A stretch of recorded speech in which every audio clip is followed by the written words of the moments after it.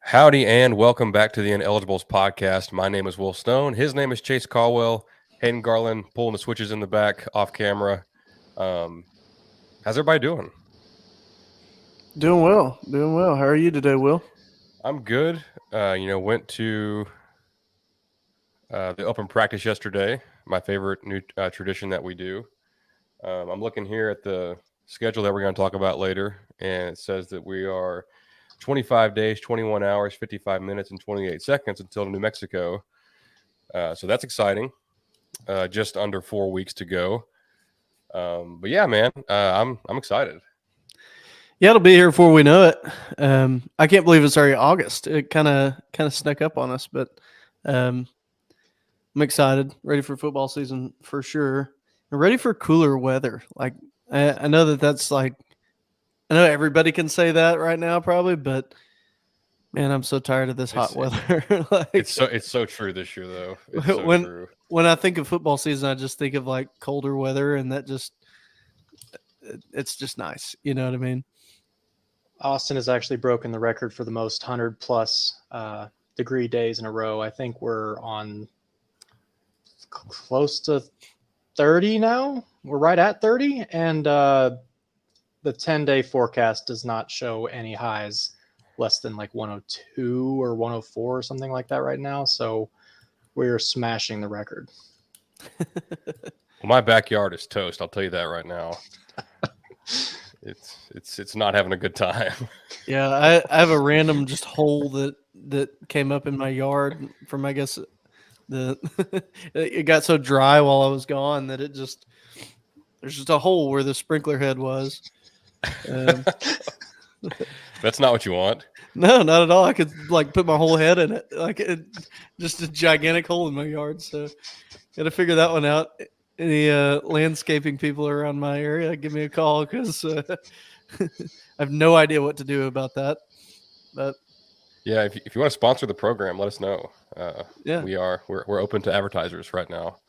There you go. Also, our question of the day is: does Waffle House have Wi-Fi? You'll see that scrolled across the bottom.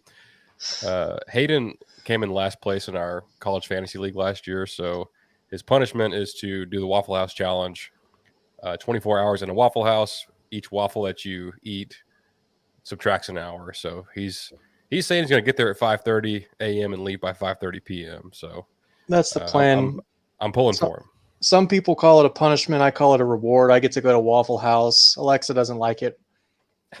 It being Waffle House in general. So, I finally get to go to Waffle House, indulge as much as I can, and then probably not want to go back for quite some time. Yeah. But I'm going to get paid. I'm going to work. I'm hoping that they've got some Wi-Fi. I'm going to work from there, start our draft this year from there. So big plans. Yep. Going on any kind of like international flight, like long flight, I'll go into it being like, oh, it's just 9 hours. That's not that bad. That's like a work day. And then I get like 4 hours into the flight. Like on the way to Norway this past trip, I watched John Wick 1, 2, 3, and 4 all in a row. And then got there and I still had like an hour to go. And I was like, golly bum, come on. I watched 4 movies in like so yeah, I always those are not short movies. No, they're not. They're not. Like I've never seen more action in my lifetime than in that 8-hour span of movie watching. Yeah. I feel like Chase just wanted to humble brag about how much he flies internationally now. No, that is not it at all. Not it at all. I just mean what I was getting at there is like going into it, you're like 8 hours, 9 hours, like that doesn't sound that bad, and then you get like 4 hours into it, and you're like, I'm never going to be off of this flight. Like this is the longest thing ever. So the idea of staying in a Waffle House for 12 hours or potentially more, that's just contingent on you eating 12 waffles during that 12-hour period. I mean, that's hats off to you, Hayden. Yeah, I think the over-under is 12 and a half, but I lean to the over in terms of hours. Not waffles, just to be clear. Where's that 12 and a half coming from? Is that what you're putting it on me, or is that like the population average? I'm just saying, like, I feel like 12 is a good goal, but I don't know how attainable it is. It's a waffle an hour, man. I can do that. We'll see. We'll see. I've never known anybody to actually do this. I've only seen it on the internet. So I'm excited to take part in that and witness that. So, Me too. but yeah, you guys don't want to hear about waffles for the next 55 minutes. So we'll get into some football stuff. So yesterday, open practice, it's the third year that they've had that. It's something that I really enjoy. I'm glad they still do it. It's become like a tradition for me and Brittany to go and have a day in College Station and eat at the places I want to eat, and and things like that. So we had a good time. It's also the only day of the year that the assistant coaches will speak to the media for A&M. So the offensive coordinator, defensive coordinator, whoever that is. I think Elijah Robinson also spoke yesterday. It's like, aside from that day, it's just all Jimbo in the press conferences and the players as well. So Petrino had 25 minutes in his interview, which it was all very high quality stuff. So I encourage you to go listen to that when you have a minute. But the big thing, and our friend Robert Behrens wrote about this in Good Bull Hunting, it kind of put to bed the whole Jimbo Petrino calling plays thing. I know we've harped on it a lot and people are sick of hearing about it, but there's still people out there that don't believe it. But in Petrino's own words, he says, we work hard on game planning, and then I get to go out in the game and decide on what play to call. So we'll get into some things later that seem pretty definitive on whose offense it is. But in case you were still one of the non-believers, I hope that maybe helps you out a little bit. But that's all the Petrino Fisher national media narrative that we're going to talk about today. Sure. But I just want to get that out of the way, like here at the start of the show. And if we might dig into it a little bit more later on, but I do want to hear about open practice, because last year, I don't know, you don't have very good cell reception from like Caldwell to Hutto. Like it's just on and off. So last year we had like 17 phone calls back and forth between each other on your way back from College Station of you trying to explain like what each guy was. And so this year didn't talk to you on the way back. So I'm completely haven't heard anything at all about it. So I can't wait to hear your insights, what you saw, what you liked, that kind of stuff. So, so overall, what you see? Yes. So all of Chase's reactions are going to be live. Yeah, live, genuine. I'm doing it live. That's right. But yeah, so my overall notes, and I'll kind of do big picture and then get into some position groups and things like that. But overall, and I'm going to do this, y'all can hear me. This is me knocking on wood. Can you hear that? Yeah. This team is relatively healthy. It's like, it doesn't matter how talented you are if all your guys are beat up. Mm-hmm. And last year at the open practice, I didn't make a big deal out of it because I figured it was mostly minor things, and they probably were, but like maybe some of those things lingered into the season and guys were in and out of the lineup. But, I feel like last year there was maybe 8 or 9 guys, 10 guys that weren't suited up, like just in their, like in street clothes and a jersey or whatever on the sideline.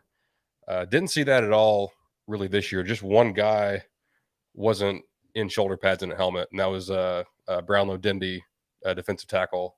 But once again, like no sling, no crutches or boot. So I don't know what the nature of the injury is.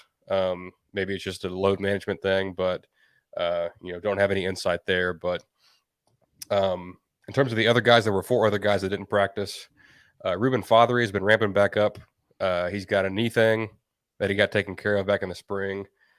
Everyone, as far as that goes, everyone expects him to be fine. He'll probably be back practicing at any moment. Damani has been kind of the same way, but like all these guys, Ruben and Damani, Jared Kerr, they're all out there in shoulder pads and helmets, just not doing contact stuff. Like they're doing kind of those individual position drills and and things like that. So it's that's a big thing for me.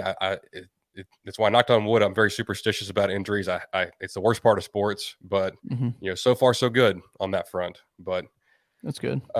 In terms of the offense, there's so well, let me just preference this like everything I'm about to say here, because I don't want people to get mad at me for being on the Kool-Aid or too optimistic. This is a very, very talented team. And that should translate to them being a very good team and winning a lot of football games. But based on past track records, I'm trying to temper my expectations here and not be like, oh, this team is a playoff team. Like this team's going to, they shouldn't, be an underdog to anyone but maybe LSU. And, maybe that's the case. But I'm still in wait and see mode until I go see it. But from everything I saw yesterday, there's some very encouraging things. Offensively, what I wrote down was, a lot of different formations when they went into 11 on 11. They were under center, they were shotgun, they were pistol, 2 tight ends, 1 tight end, 5 wide, splitting the running back out wide, 2 backs and a tight end. Motion was a factor. Everyone talks about, we need more motion. I think you're going to see a lot of that. They would motion Noah Thomas. They'd motion Anias, Moose, the tight ends. All of that was very encouraging. And from what I could tell, like they ran a lot of, like that's a lot of what Petrino does. Like he's always been he's going to run some under center. He's going to run some pistol. He likes having 2 tight ends if they're capable. We have like 5 tight ends. So, I think they're good there. But and some of the running plays like the outside sweeps and things like that, getting the pulling guards out there, pulling tackles, all that was on display. And like some of that looked really good. So there were some mesh concepts. We've been dying to see that. Evan Stewart took he got left alone on a mesh play and, Connor hit him and he took it to the house. So all of that was very encouraging. Yeah, I'm curious. Just kind of going back on what you said at the beginning of this about Petrino's press conference. Which again, if you haven't watched it, go and watch it. I watched all of it. I watched all of the different everybody's. But one of the things that I've obviously been like a little bit hard on the Petrino hire, mainly just because I didn't like the optics of it whenever we first hired him. But it comes with, hey, he's still a talented coach. One of the takeaways I felt like I had from watching him, watching his press conference, which could very well be me drinking the Kool-Aid, and maybe wanting to see what I'm trying to see, right? But it just kind of it really humbled him in a way, or made him a little bit more of like a more tangible guy. Like he seemed like a more, he seemed to me like a coach who has been on top of the world, doing everything at the head coach level. He's had a lot of fun, done his thing, and then he's kind of getting tired of the rat race and maybe wanted to go back to the fun aspects of the position of, hey, maybe if I'm just an offensive coordinator and I go and work for a team like Texas A&M, that I can go back to what I enjoy doing. Like that's kind of what it seemed like to me. The way he kept saying, this is Coach Fisher's team, it's his scheme, all of that. I'm here to enact what he's wanting to do. It just gave the impression of like, well, maybe, him coming from the head coach position to an offensive coordinator position, he has that aspect of, what, I hated when my OCs would do this, so I'm not going to do that to Jimbo. I'm just going to do my role, Yeah. So I preface all my question here to say, like, did you feel like the way I took from his press conference made it seem as if, it is more of like Jimbo's skill seems to be in planning, and obviously he had 10 pages on the sideline of what his game plan going into it was, and he kind of talked about that of like, hopefully we don't have to call plays because hopefully we called it on Tuesday, and we're still going with our original plan if everything's going according to plan. So it kind of made it seem as if, okay, well, Jimbo's the game planner, that's his skill, and Petrino is maybe like he's better at mixing it up a little bit. He's maybe better at, just going on a whim, and saying, okay, well, hey, we need to call an audible. We need to do this. We need to do that. And mixing it up in the game time scenario where maybe Jimbo's creating the game plan overall and they're doing it together, but then he's Right. running that and coming up with the added fluff that we may need to add in throughout the game. Did you get that sentiment when watching the offense? So well, I think first of all that's a great point on all of that from his press conference. But in terms of watching the practice, I feel like in the past couple of years, like Jimbo was very, hands on with the quarterbacks and with the offense and things like that. And he was still like he stayed with the ones and with the offense the entire time. But he's maybe stood back a little bit, and Petrino's talking to the quarterbacks maybe a little bit more than Jimbo is, and things like that. So I think, what he said, and I think, we as fans sometimes have a distorted view of what offenses and play calling really is. And like Petrino said in his press conference yesterday, he's like, by the time the game rolls around, like the plays are already kind of called. He's like, we're like, Mhm. hey, these are our 3rd down and 1 plays. These are our long distance plays, like all that kind of stuff. So it's just, I think it is going to be on him to dial up the right ones and which ones he thinks are going to work. But yeah, it's like you said, it's Jimbo, it's Petrino, it's Jim Chaney, like the 3 of them, or James Coley, they're, scouting, game planning, and, putting together a plan of attack basically. And Right. on Saturday, they're like, hey, Bobby, go out there and execute it, and call the right plays. So it was tough to take away too much from practice, but I wholeheartedly believe that that's going to be the case. Mhm. And what I don't understand is people that say, like from watching practice, like people will say, if we're not clicking on all cylinders right out of the gate, or like if we have a slow start here or a bad half there on offense, is Jimbo just going to take it back over? Well, we've practiced this other offense this entire time. So I don't think Jimbo's going to just say, hey, scrap all of that stuff. We're going to do my offense now. And just, he's like, and just take it back. Like that's not realistic. That's not going to happen. So Yeah, I don't think it's a tale of two offenses, really. I think you're Petrino said something about he and Jimbo would go back and watch film of what they did back at LSU in 1984. yeah, I heard him say And that. like to me, I love analogies, so I'm going to try to create an analogy here Go for of it. I feel like Jimbo is the old like classic song. Like he's good like it's a good stable track, right? And then Petrino's job is to come in and sample it into a new song. It's like, okay, let's take this song that was good and sample it and make a new song out of it. That's Yeah. kind of like how I view it of you're adding some additional elements to what we already have to liven it up and make it brand new, right? Instead of it being, hey, here's Petrino's offense, here's Jimbo's offense, and then they're just going to clash all the time and it's going to be crazy. I think instead it's Jimbo saying, okay, here's what I want to do. It's obviously not working for me. And Petrino says, well, yeah, because you're not feeding your studs. You got to Yeah. feed your studs, and here I can help you with that.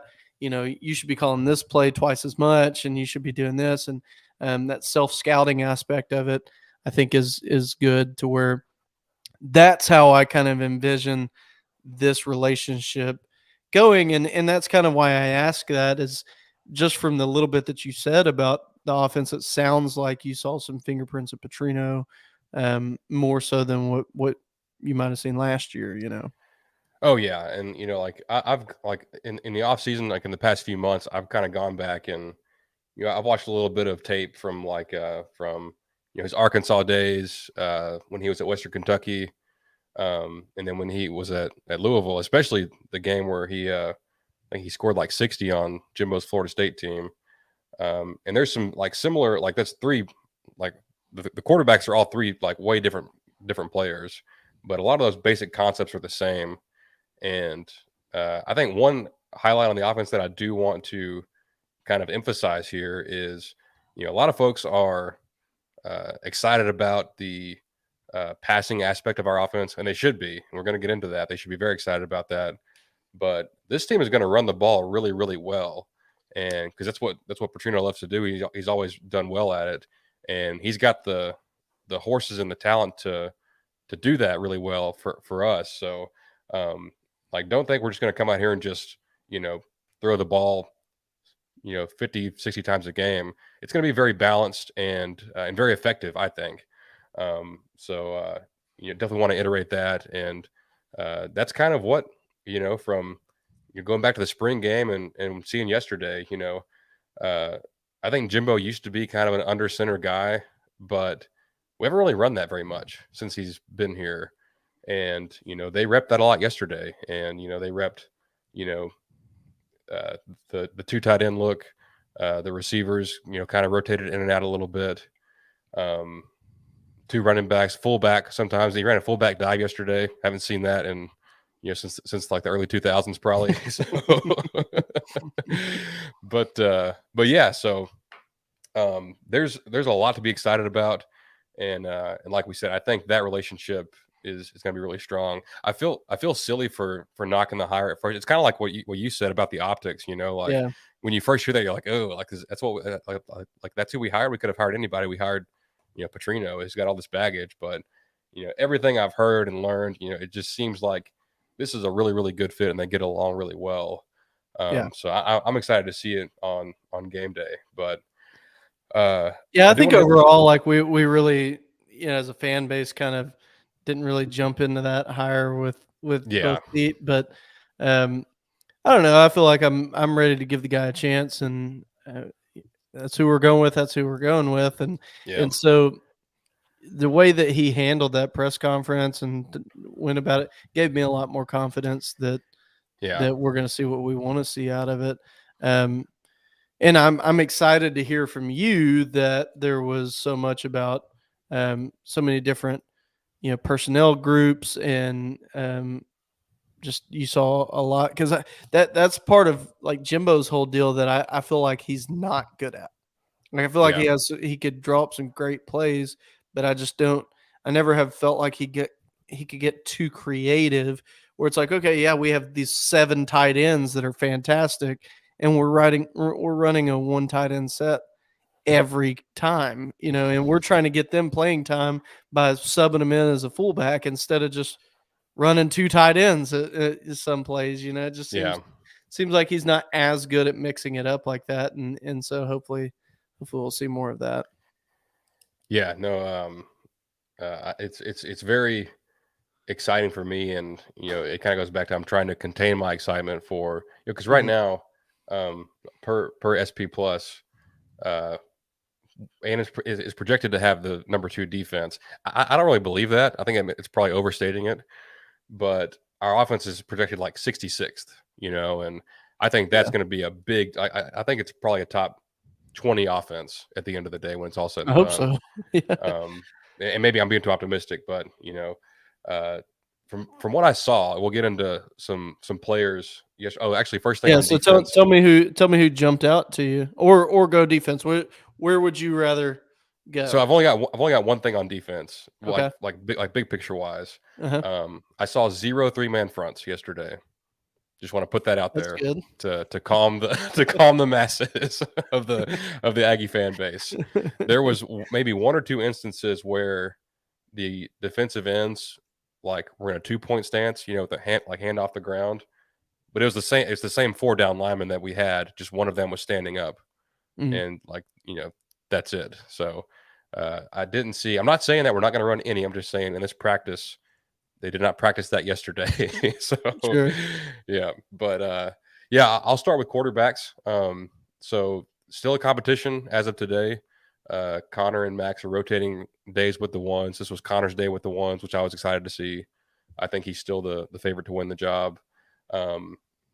His connection with Evan Stewart is very strong. So, they start out kind of like they'll match up a receiver and a DB, and like at first, like it's not really the DB's covering him. It's like the receiver kind of gets a head start and the DB kind of chases. Mhm. Obviously, Evan and all the receivers did really well at that. We have some pretty good speed, but after that, it's like, hey, like this is like a one-on-one. Like you're manned up on Evan or Noah or whoever, and you have Yeah. to cover him. And even then, Evan, like he was already so good last year. I think he's gotten better. He tracks the ball real well, and there were some of those throws where it's like Connor just went out there and handed it to him with the way he placed it. So I think that's super exciting. It wasn't all perfect. I don't want to make it seem like Connor was perfect.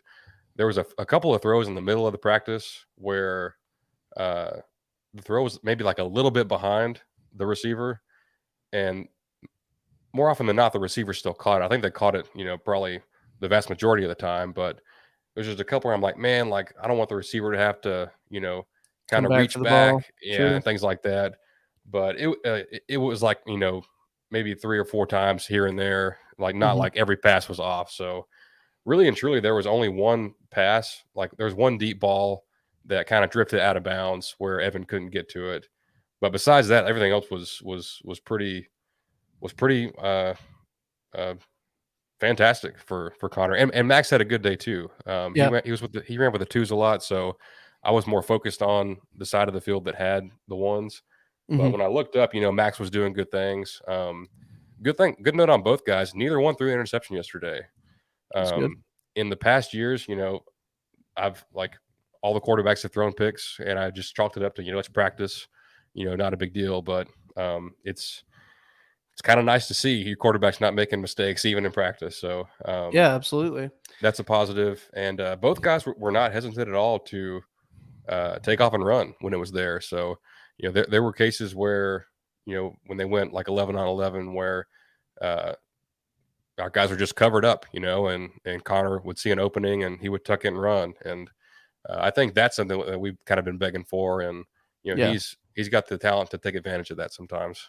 Well, I think that's his strength. I think that's where, and this goes back to kind of what I was saying about Jimbo. I- it's, in my opinion, I don't think Jimbo's as good at, like, there's these obvious designed quarterback runs instead of it being more of a read option, or um, you know, really like where guys like Connor and those like him excel. They don't excel from, like, Johnny Manziel didn't excel from running the option, and he didn't excel from running a you know design quarterback run.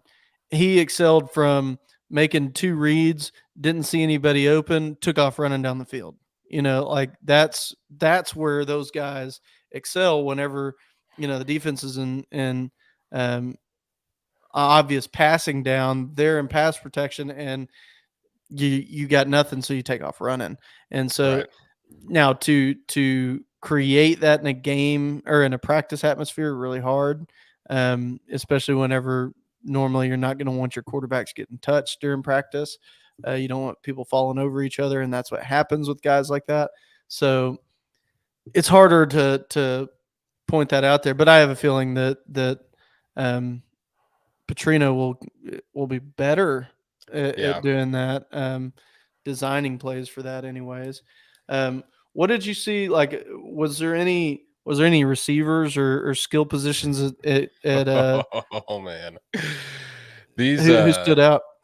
yeah, so to tack onto that, Hayden asked a question pre-show, like what was something that I saw that excited me.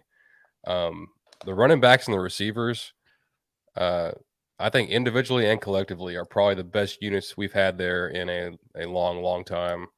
And not to take away from anything we've done, like obviously HN is probably the best single running back we've had lately, but Mhm. just as a group, you got 3 guys that are just total studs.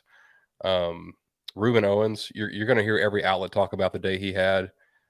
Really put on display his speed and his ability to stop on a dime and make cuts. There was one play, and I know like people are going to talk about the run defense because like when in practice, like when when one side does really well, the other side, didn't do well. It's a zero-sum game. Sure. But they're not tackling to the ground. There's a lot of hand touching and stuff like that. But there was one run where I don't think Ruben Owens got touched. It was an outside run, and like the blocking was there. It was blocked really well, and he just had the speed and to just kind of snake his way through the defenders, and I don't think anybody ever laid a hand on him, and it was a touchdown, like a 40-yard run. Wow. So that was impressive. He caught the ball really well. He spent most of the day with so like that was kind of in like a combined setting where he was kind of with the ones. He spent most of the day with the twos, and every time I'd look over to that field, it felt like he was in the end zone. So like it's going to be tough to keep him off the field, and like we don't really know what the share is going to be like between carries, but Le'Veon Moss had a great practice. I thought he had one where wasn't untouched, but had a good strong run that he was able to score on, without them like wrapping him up, and some other tough carries. Amari Daniels, had a couple of nice runs in there, but I think all three of those guys are super exciting. But I came away really impressed with Ruben. In terms of receivers, I'm ready to buy into the Noah Thomas hype. He's been like the one guy that everybody's brought up, going back to January, and yeah, he's really freaking good. Is he? He's Good. he's 6'6", 200 pounds, huge catch radius. If the ball gets anywhere near him, he's going to come down with it. He made a really impressive there was one catch he made. I thought he dropped it, but like everyone clapped. And I looked back over there and he had the ball, and I was like, "Oh crap! I thought he dropped that one." But he was like he was double covered. He had like a corner on him and a safety coming over, and he just went up and got it. But he belongs on the field, as much as possible. He was one of the ones where like they would send him in motion sometimes to, kind of see what the defense was doing if they were in man or zone or whatever. But man, he was super impressive. And as impressive as he was, I still think that Evan is our best receiver. Evan he's got it, man. Like he's going to be a first round pick one day at receiver. So like between those two, they had probably the best days. I didn't really see hardly anything bad from either one. Moose didn't get it as much run, but still looked like Moose. Like still looked really, really good when he was throwing the ball. He had one of the throws I was talking about where Connor was a little bit behind, but he caught it. He's got the best hands on the team, I think, and he just turned upfield, like on a dime and chewed up some yards. Aniyah Smith is still here, and so we've got those three who are incredible. Talking about all these guys and not even mention him because we already know how good he is. So that's awesome. Yeah, and like I think for the most part, like when they went two tight ends, the two receivers were typically Evan and Noah, and then they would throw Moose in there, throw Aniyah in there. I think they ran like a jet sweep to Aniyah, and he did really well on that. But he had some nice catches as well. So really all around good from those four. They got some depth though. The transfer from Grand Valley State, I believe, Jade Walker. His nickname is All Day. So Jade All Day Walker. Big kid, probably pushing 6'4", and pretty well filled out. Probably 210 or so. Runs really well and caught the ball really well. That's something that kind of surprised me a bit to see him on the same side of the field as the ones.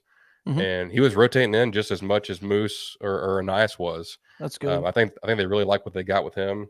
Another guy is Micah Teese. He was with the twos pretty much the whole day, but he had a really nice day. There was one on a comeback route where Max placed it perfectly and he ran a perfect route and had a big gain there. But I'm telling you, like between all of that, like when you factor in Petrino and what I think Connor can be, with these backs and receivers, it's just so like the ceiling is so high for the offense. It's hard to not be, you know, really optimistic about it.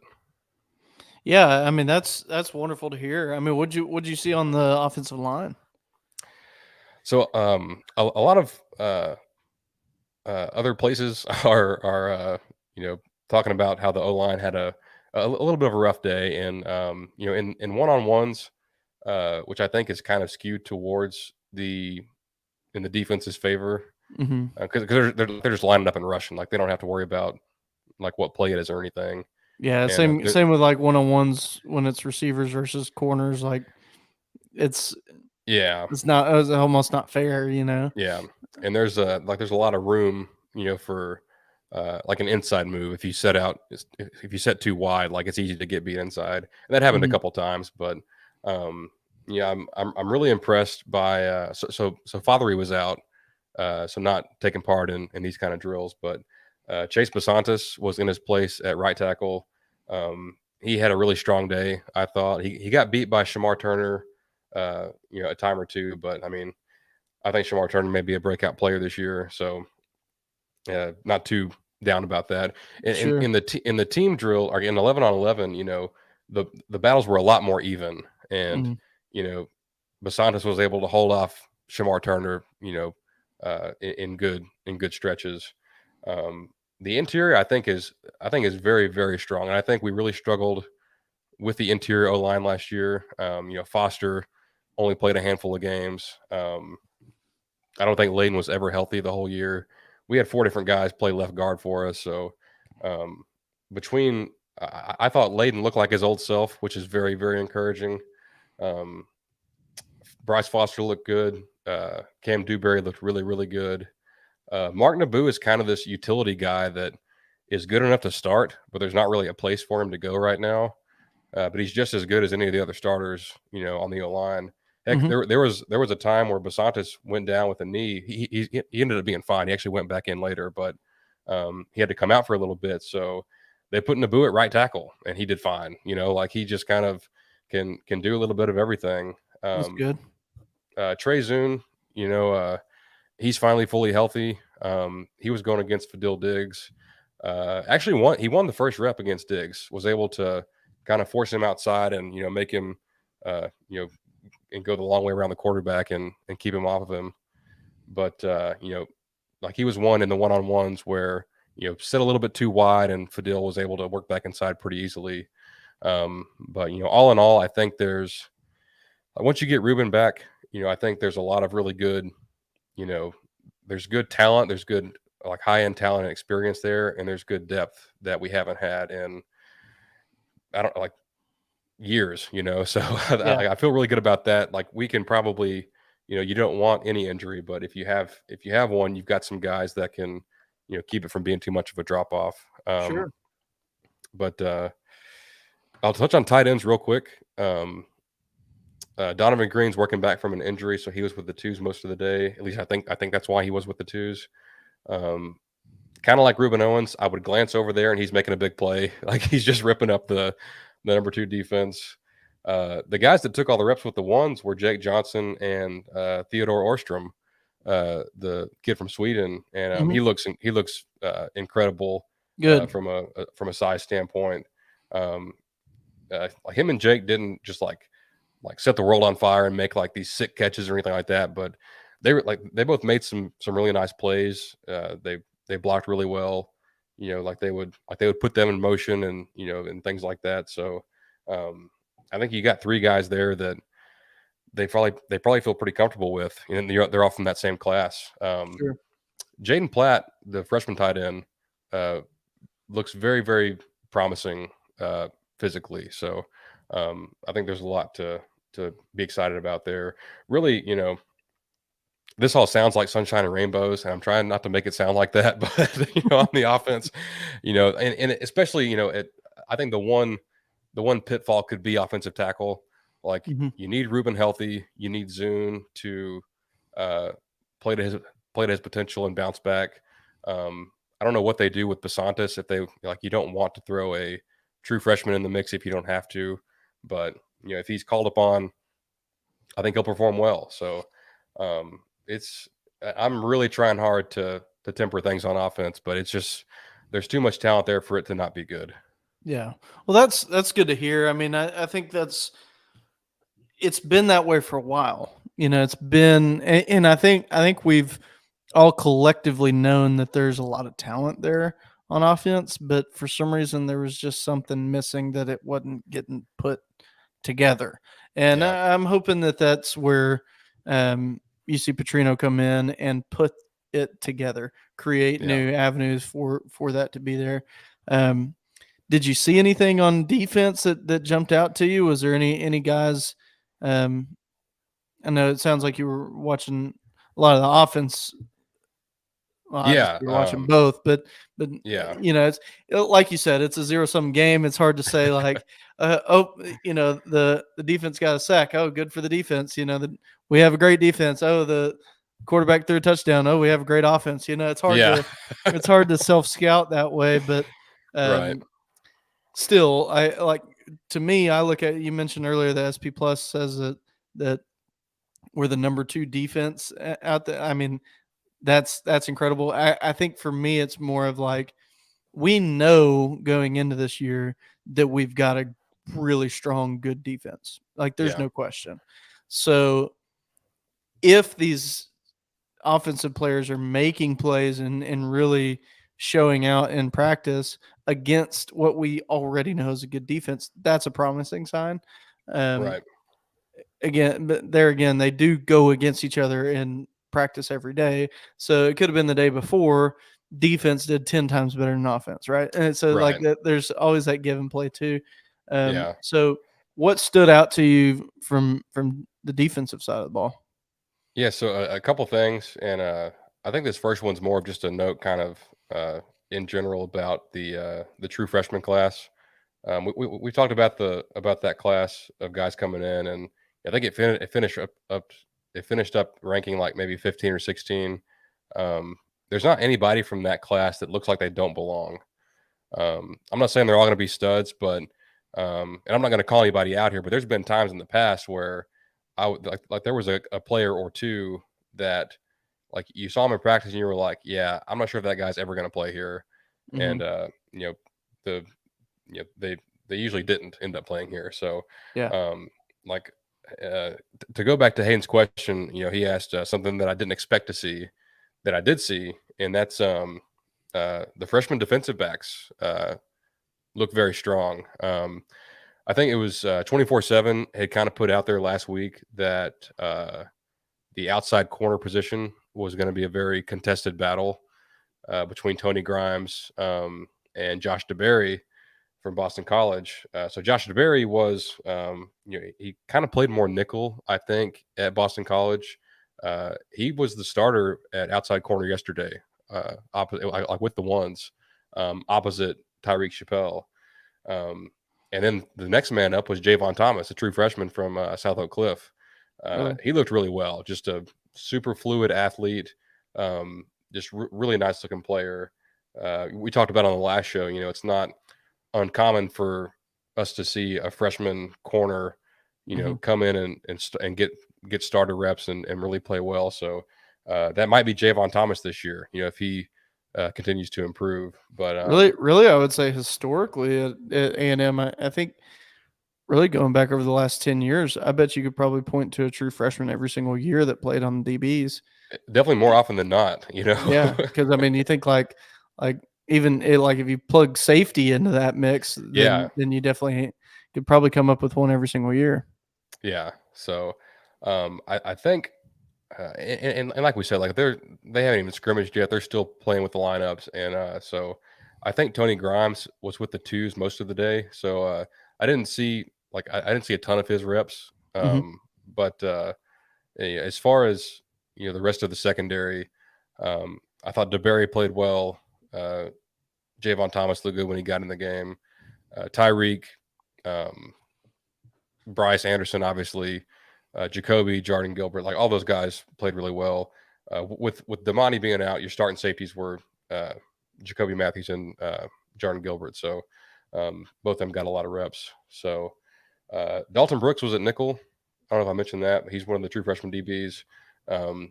He's a nice looking player, so excited about him.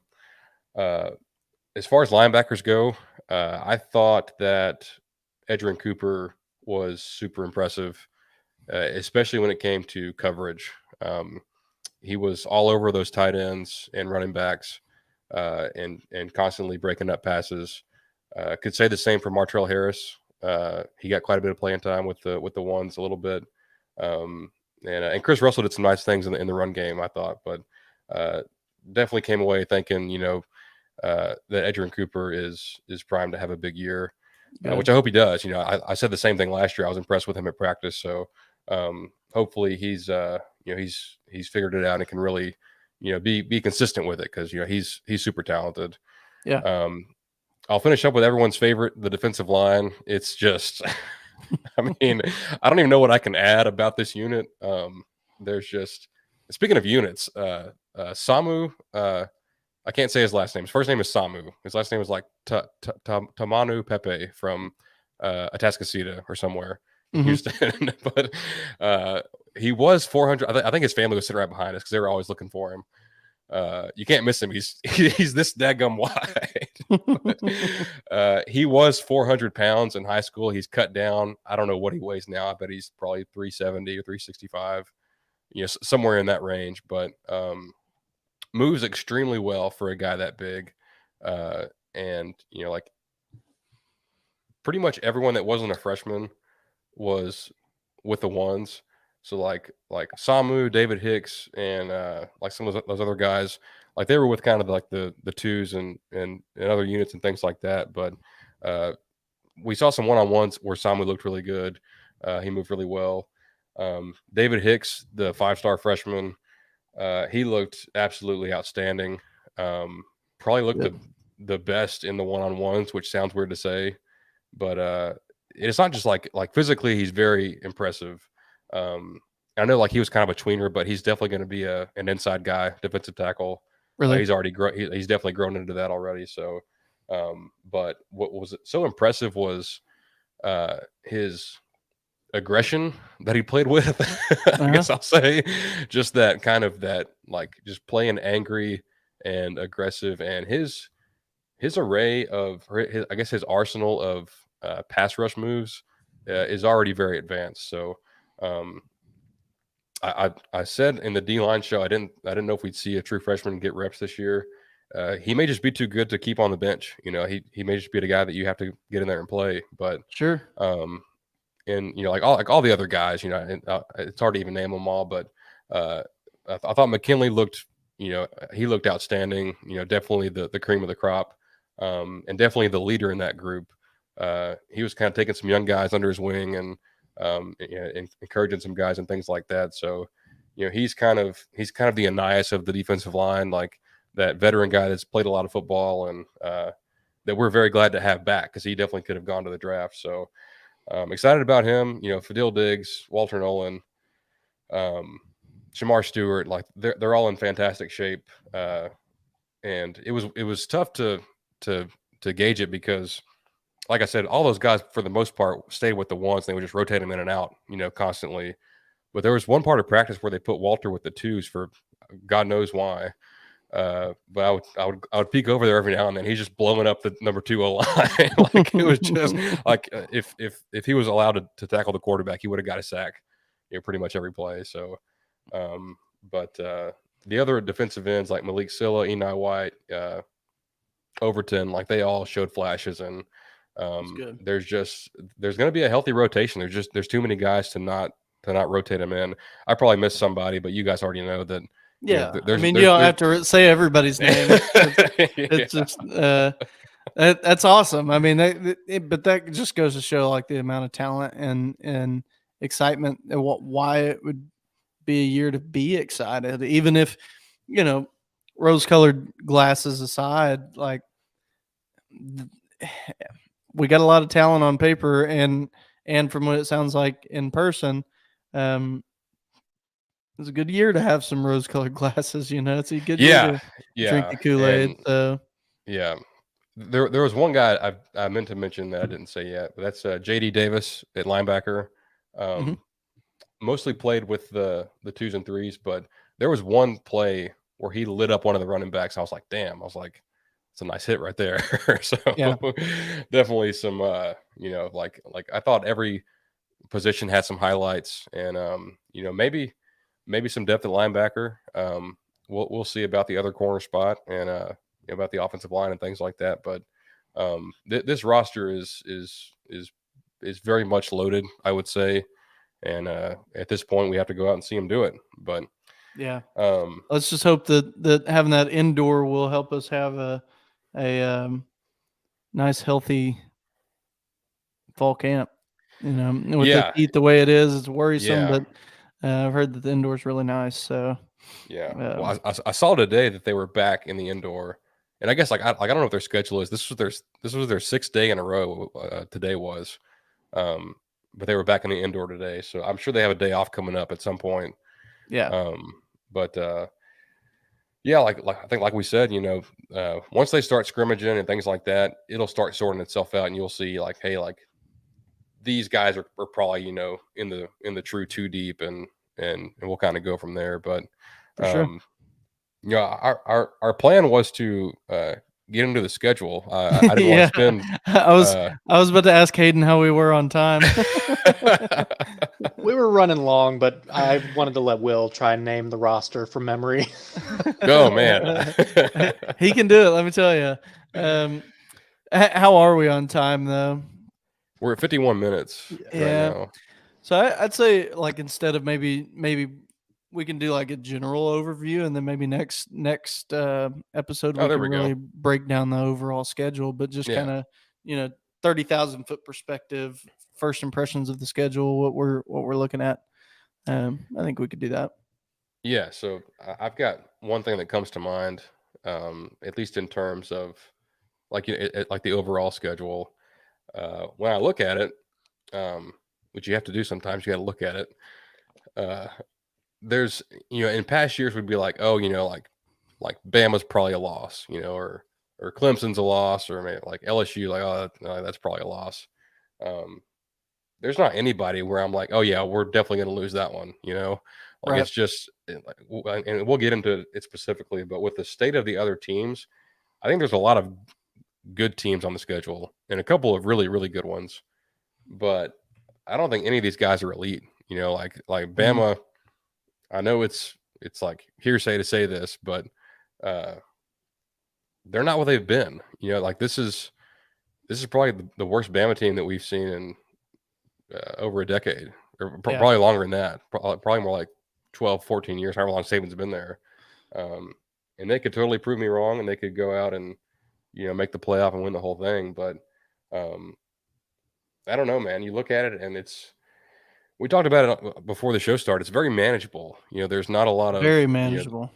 there's no back-to-back road games. You do get Bama at home. Uh, you know, the like going to LSU is always tough, but for the most part, it's far from the hardest thing we've seen before. Absolutely. I mean, even like when you look at our more difficult games that we do have, you look at maybe Arkansas. Arkansas, we're sandwiched between they're at LSU, then they play us at Jerry World, then they're at Ole Miss, then they're at Alabama. So we're the second in a gauntlet of four teams, four away games for them. We're the second one, and um, them coming from LSU to play us like that. That's beneficial whenever we're coming from a home game against Auburn. So Yeah. that jumps out to me. Really, I mean, I mentioned to you, I think that middle of the schedule, Arkansas, Alabama, Tennessee, that's really to me, like what's going to make or break our season. Yeah. But that's very manageable. Like I feel like, to your point, I feel like Alabama's very manageable this year. I don't think that they're. Don't get me wrong. I'm not saying that. Oh yeah, it's a toss up. But I mean, they were good last year. They weren't. I don't think as good as their previous teams have been. We still lost to them on the 2-yard line. Like one catch and we would have won that game. So, really, I think that's what Jimbo has done for that. Maybe we don't give him enough credit for as a coach. Is there's no such thing as Goliath for us anymore. Like every team that we play is mortal. Like that Yeah. we can beat any. Alabama's not this looming, team that is impossible to beat. Neither is LSU. And for the longest time, that's how, like, you could judge how much somebody had drank the maroon Kool-Aid if they said that this was the year we were going to be at LSU, or if they said that, I think we got Bama this year. Like if you said that, one of those two teams or both of those two teams, you said that we were going to beat both teams, nobody would even listen to what you were saying, because we created this idea that they were these majestic, like impossible teams to beat. I think Jimbo's really, really brought that wall down to where, yeah, these are very manageable teams, great teams, but they're not. We can still go toe to toe with them. You know what I mean? Yeah. To go back to SP Plus a little bit, Bill Connolly did a preview of the SEC West, and I think he had 6 of the 7 in his top 25, like just from a power rating standpoint, and he was like, yeah, this is an absolute bloodbath. Like, he's high on A&M's defense, but I think we're projected to win like 7.2 games, according to his analytics. It's probably because our offense is so low, but these are not bad teams. I mean, no, like Auburn took like 20 some odd transfers, and they got Hugh Freeze at the helm now. He's a great coach. Arkansas's got KJ Jefferson, and Rocket Sanders, 2 great players on offense. Bama's Bama.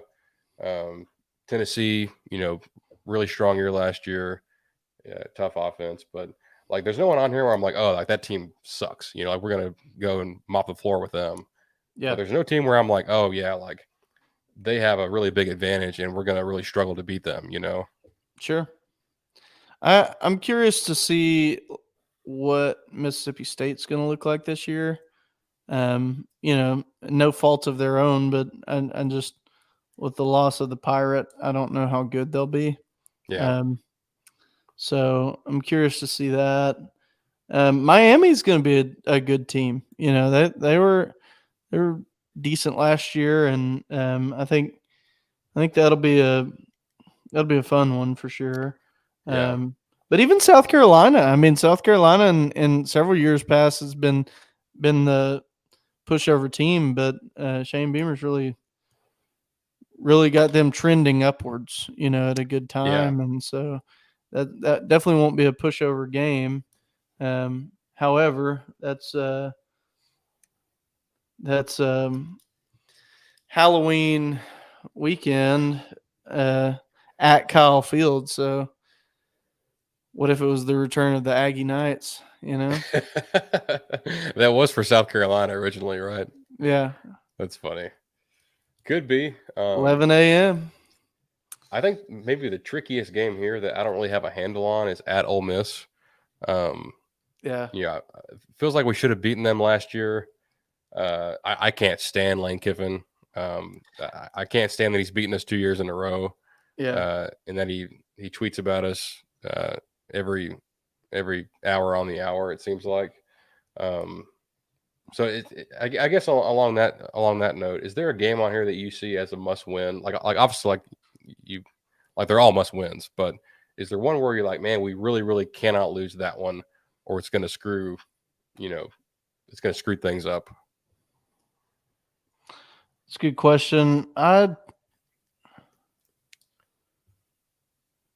think if I had to pick, I'd pick Miami, just because it's so early, and Yeah. like if we go out and beat New Mexico by 70 points, like no one's going to care. But if we go and lose at Miami, that early in the season, people are going to be calling for Jimbo's job, and like it's going to be just nonstop in the national media, and I just I can't stomach that right now. It's going to piss me off. So that's my can't lose game of the year. I'd say I kind of have two for two very different, similar reasons, but I'd say either Auburn / Arkansas. So I guess I just said two. I'm going to give you three, but really, I would probably say Arkansas is a game that we must win, and in the same way, South Carolina. Like both of those games are positioned in such a way that Arkansas stands in the way of us being 5-0 going into Bama and Tennessee. South Carolina stands in the way of let's pretend for a second that we go to South Carolina 7-0. That's after the bye. So like, hey, like let's make sure we got our stuff together. Yeah. So you wouldn't want to. Those are hard. Those are very pivotal games simply because, picture for a second that we, are undefeated going into Tennessee, then we beat Tennessee, and then, we barely lose to Alabama, and then we get ranked 4th in the college football playoff, and then we just blow it to Mississippi State, right? Right. And then everybody forgot how good we are for the rest of the season because it just blew our whole season up. Yeah. That's where South Carolina stands. That we could be 7-0 going into South Carolina and still end up 7-5 if we don't win that game. So really, that's probably the number one, but that's contingent on that we're going into them with a solid, record. Arkansas, my hope would be we're going in 4-0 and we're coming out 5-0, right? But I think if you go into Alabama 4-1, you're going to come out 4-2, and if you go into Tennessee 4-2, you're going to come out 4-3, and then you're going to be looking at a whole different season. So I think both of those are, they're important in their own rights to seeing the season that we want to see. Yeah, I think there's something to that. Those first 5, like Miami, Auburn, Arkansas, like none of those are just like these juggernauts, but they're good, like solid teams that you just have to beat, and you need to beat with what you have on your roster and where this program, where we want to be as a program. So yeah, I think there's something to that. If you drop one of those, it's kind of going to crush your confidence a bit hosting that big Bama game, and then playing at Tennessee. So, yeah, I definitely see that too. But yeah, it says here December 2nd that we're at SEC Championship. So I think that'd be a big game too, to win that one. Yeah, for sure. I hate this. It's an away game, I know. Yeah. Game this year. Yeah. I think SEC Championship's got a pretty good team this year. Yeah. Well, I want to know what their schedule looks like. Do they play anybody? Yeah. No, they ain't play nobody. They didn't play nobody. Yeah. Is there so I've finally come to like a conclusion on what we always talk about the record that we want to have or need to have. Is there a record that you like maybe expect or that you would feel good with, like when we're sitting here in December and looking back at this? I knew you'd ask that question, yet I wasn't prepared for it. I'd say this offseason, it was very clear that my excitement for A&M football was at maybe not an all-time low, but it was pretty low. It just coming off last year, it just sucked. And it's just kind of like, really, I want that excitement back. So that's what I'd say if we go 9-3, I'm going to feel at the end of the season how I feel right now. If we go 10-2 or better, I'm going to be excited again. Like I'll be drinking the Kool-Aid. 2024 is our year, all that kind of excitement. If we have a 10-2 or better year, If we have a 9-3 year, we got to get that 10th win. I'm just so That's what ready to I'm have that saying. 10th win. I mean, that's really what it comes down to. But yeah, And we need it back. We yeah, need that 10th win. so I'm with you on that. And the thing is, it's not an unreasonable ask. Like, Yeah. it's not asking like we're it's not like we're expecting us to go out there and go 15-0 and just and whoop everybody. Yeah. But with the talent they've assembled and the coaching that they have and the way the schedule is kind of lined out, uh, we as fans should expect to go 10-2. That should be our expectation. But with the last 2 years, it's hard to really expect that. Was we like you can't really buy in until you see it, and so I think I'm in the same wavelength as you on that. Where if we were to go 9-3, your three losses can't be Bama, Tennessee, LSU. Like all the other teams that are good or really Mhm. good. Like you've got to have a big win in there for me to feel any kind of confidence about going 9-3. Like Yeah, that's fair. you've got to beat Bama, and maybe you drop at Ole Miss, which I would absolutely hate.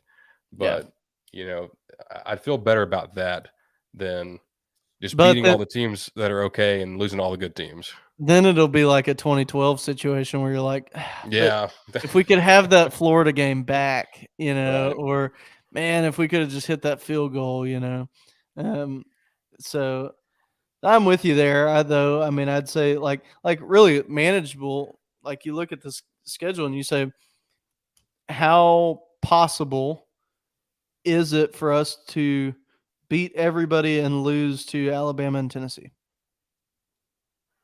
I mean, that's very doable. Yeah, So it's not a huge ask, like you said. Now, it's a big accomplishment, but it's not. For the amount of talent we have on this team, it's very, very possible. yeah, Go out and beat everybody and drop the early game to Miami and drop a game to Bama, or drop a game to LSU. That's 10-2. Like that's very, very possible. So that 10-win season is my expectation. 9-3, maybe. If we go 8-4, I'm definitely feeling the way I feel right now, where I'm yeah, just like, and we're just perpetually screwed. yeah. But I feel like I feel like I'm about to repeat what I've said for the last year, but like last year, like obviously, like we were not a good football team, but Mhm. even not being that good, we still should have had a better record than we had last year. Like Oh, absolutely. I like most of those games were so close. You probably should have beat Auburn. You probably should have beat Ole Miss. Um, Hell, you had every chance to beat Bama. You were right there on the 2-yard line, Mhm. and like I think people hear, like 5-7 to 10-2. That's a big jump, but is it really that big of a jump? Is it just like Yeah. I feel like 10-2 is just doing what we're supposed to do, Right. and like if we were sitting up here saying, oh, we're gonna be 11-1, like that's going out there and saying, maybe that's not the most likely outcome, but uh and I'm trying to walk this tightrope between being a realist and being a sunshine pumper that's drunk on Kool-Aid. Yeah. And it's really difficult because It is. uh like my expectation is high for this program and the talent that they have, uh and yeah, so um I don't think I've got any other thoughts here. I think I'm pretty well set, but um any closing thoughts? I don't believe so. I guess next week we'll just dive a little bit deeper into the schedule, kind of talk about individual teams, things we're seeing on them. Yeah, I think so. That's a good a good episode right there. So Sounds um good. if you made it this far, we appreciate you, and you can expect to hear that episode next week. And we promise we will not spend uh an hour breaking down the roster again because you guys already know. So Yeah, you already know uh, the roster at this point. so things look good. I don't know how good they're going to be. I just don't until we get there. So Yeah. I'm cautiously optimistic. I'm just going to get that tattooed on my arm. Cautiously optimistic about 2023 football season. So, all right. Thank y'all so much for listening. He's Chase Caldwell. Hayden Garland is going to go bet the over at 7.5. I'm Will Stone. We'll see you next week. Thanks so much.